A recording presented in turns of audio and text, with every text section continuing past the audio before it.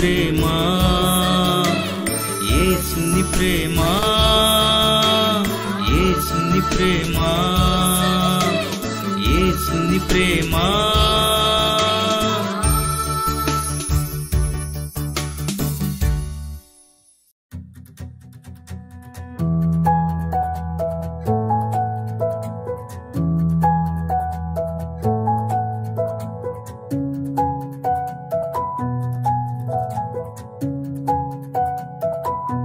స్తుతి నైవేద్యం.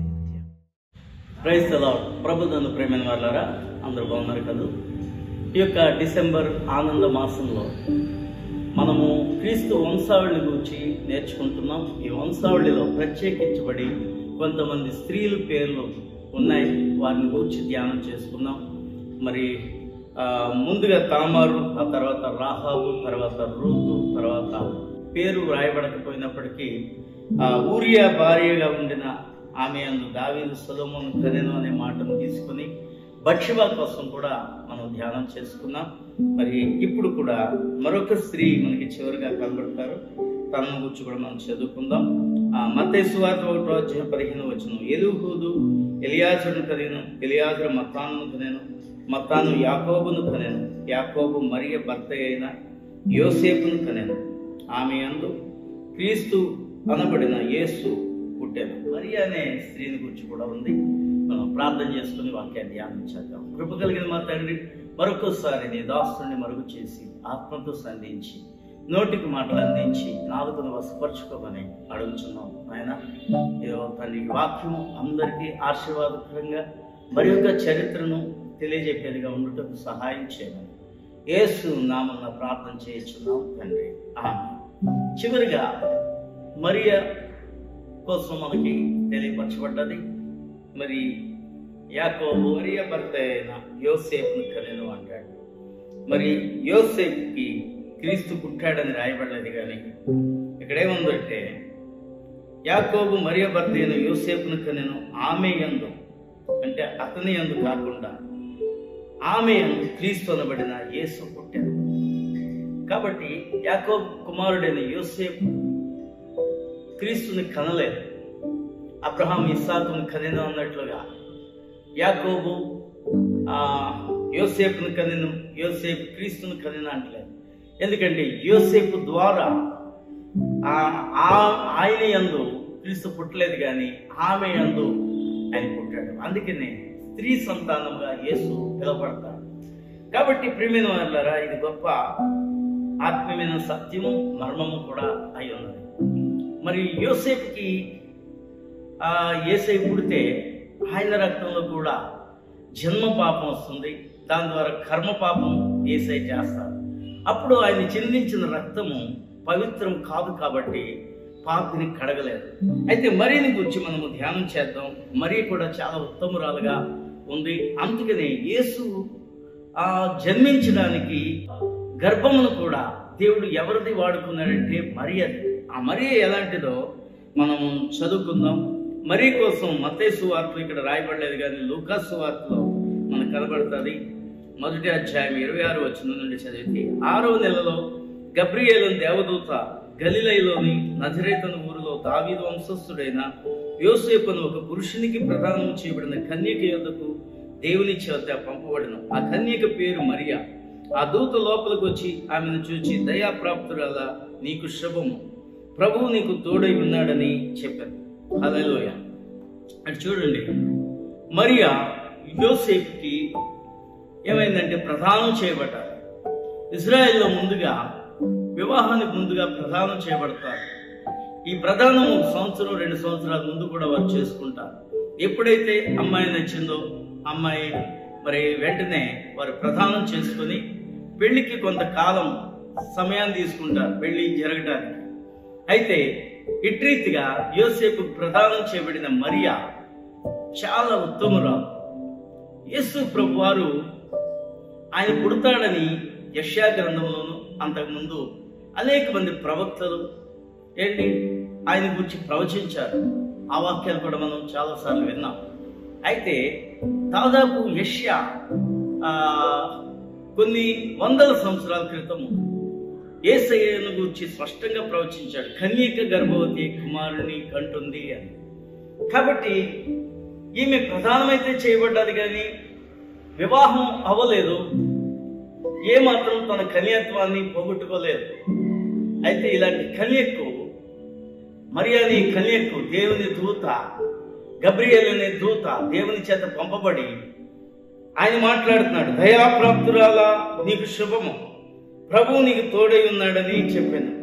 హల్లెలూయా.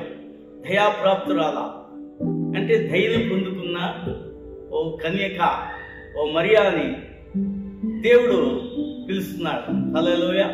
నిజమే, దేవుని దయను పొందుకుంటే తప్ప మన జీవితంలో గొప్ప కార్యాలు జరగవు. కాబట్టి ప్రియమైన వాళ్ళారా, మరియ దయాప్రాప్తురాలని పిలువబడ్డదంటే ఆమె దేవుని దయను పొందుకుంది. దేవుని దయను పొందుకోవాలంటే వారిలో కూడా చాలా దీనత్వం ఉండాలి, తగ్గింపు కూడా ఉండాలి, పరిశుద్ధత ఉండాలి. ఇవన్నీ మరియలో ఉన్నాయి. కొన్ని వందల సంవత్సరాలు ప్రవచింపబడిన ప్రవచనం నెరవేర్చబడటానికి దేవుడు వేచి ఉన్నాడు. ఎందుకు వేచి ఉన్నాడంటే ఈ స్త్రీలలో, కన్యకలలో మరియ లాంటి స్త్రీని గూర్చి, మరియ లాంటి కన్యక దొరకడం కోసం దేవుడు వేచి ఉన్నాడు. ఆమె దయాప్రాప్తురాలని అన్నప్పుడు ఆ తర్వాత మనం చదివితే కొన్ని వచనాల వల్ల ఆ లోతైన విషయాలు తెలుసుకోవచ్చు.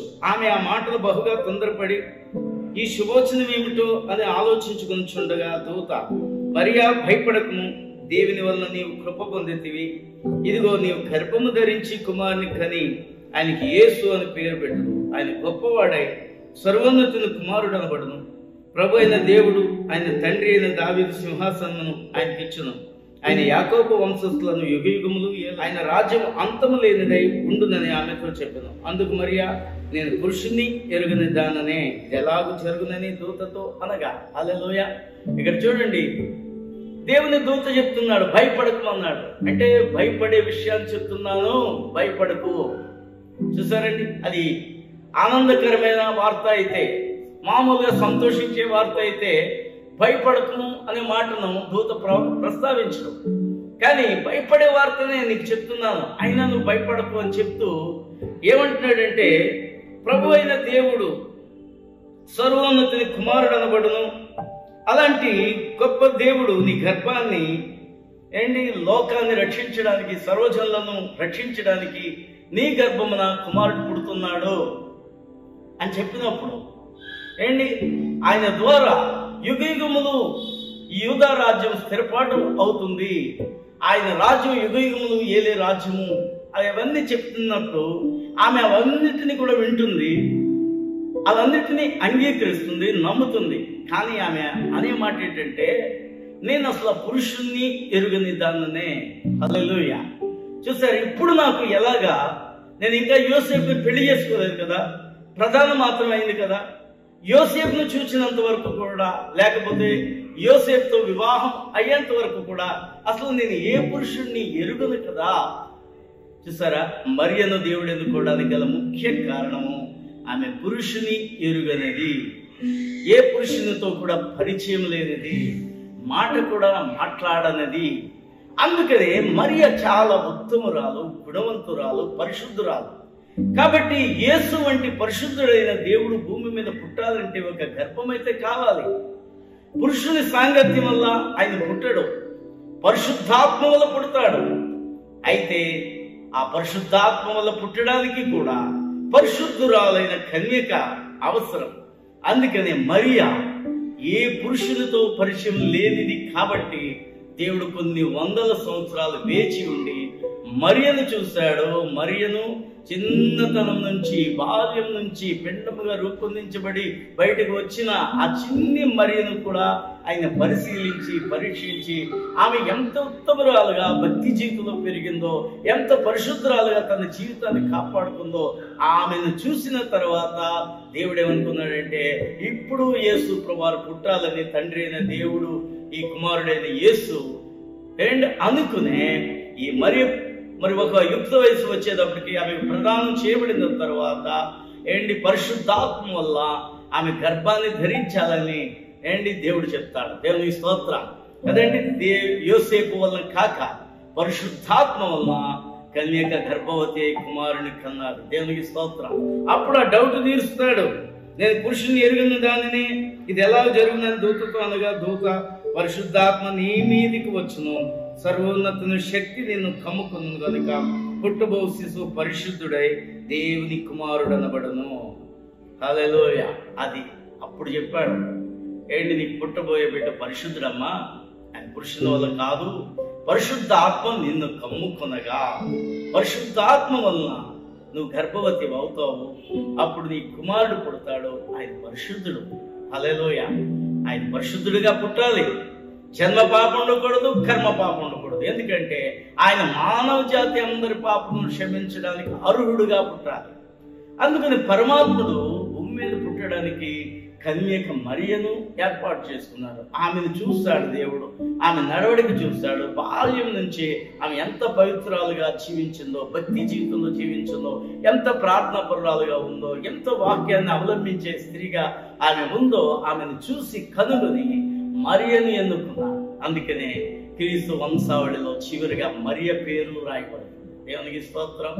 ఏంటి మరియ ఆమె యందు అని, మరియ యందు యేసు క్రీస్తు పుట్టాడు. ఇది చాలా గొప్ప విషయం. చూడండి, ఈ మరియ యందు యేసు క్రీస్తు పుట్టడానికి ఎంతో ఉత్తమురాలైన, రక్షణను కావాలనుకున్న వారిని, యూదా గోత్రాన్ని నిలబెట్టాలనుకునే వారిని, ఏంటి ఇలాంటి పవిత్రత కలిగిన స్త్రీలను దేవుడు ఏర్పాటు చేసుకున్నాడు. ఆ కొద్ది మంది స్త్రీలలో ఈ 5వ స్త్రీగా ఈ మరియను మనము చూడగలం. కాబట్టి యేసు ప్రభువారు పుడతారనే వార్త, లేకపోతే సర్వోన్నతుడైన దేవుడు నీ గర్భాన్ని పుడతాడనే వార్తను విని ఆమె ఒక విధంగా భయపడ్డది. దూత చెప్పిన తర్వాత, లోకరక్షకుడు నా గర్భాన్ని పుట్టడం నాకు ఎంతో ఆశీర్వాదం, నేను ధన్యురాలని చెప్పి లోక నిందలకు భయపడలేదు. ప్రదానం చేయబడిన ఒక స్త్రీ గర్భవతి అయితే అని పరిశుద్ధాత్మ వల్ల మనుషులు నమ్ముతారండి. మనుషులకి ఆమె ఏమీ అక్కర్లేదు. ఆమె గర్భవతి ఎలా అయింది?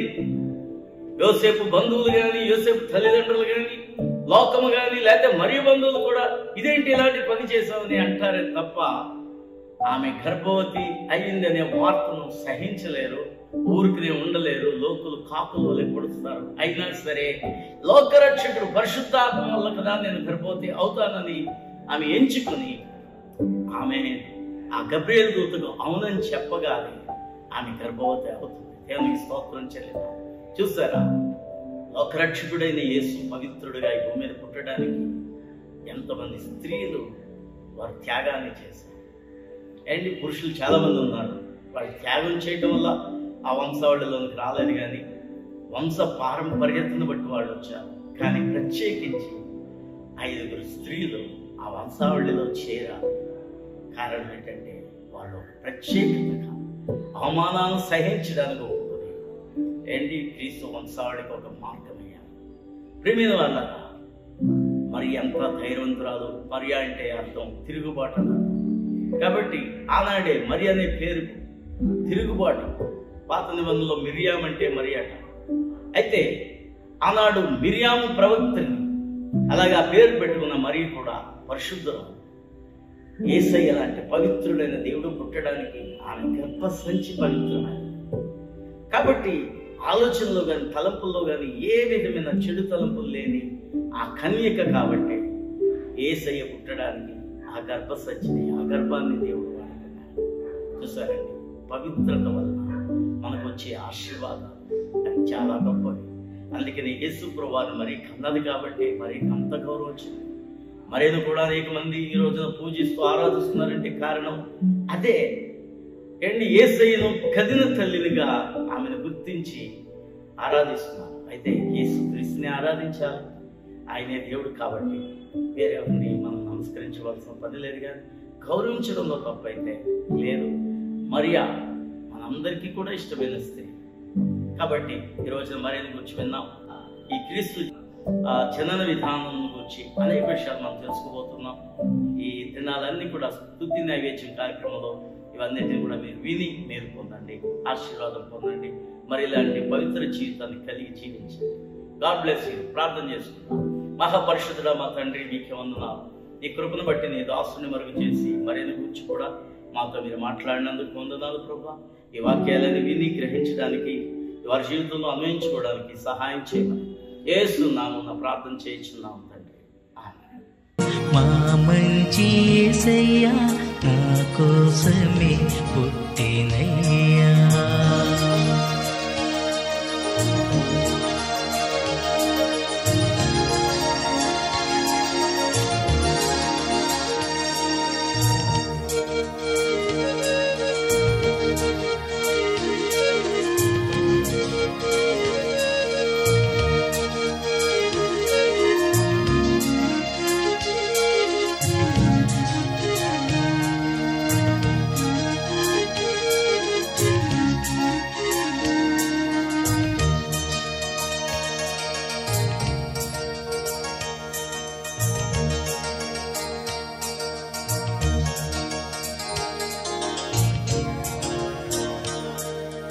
దీనాతి దీనుడై పశువుల పాకలో మరియమ్మ వడిలో ఆ చెల్లెలి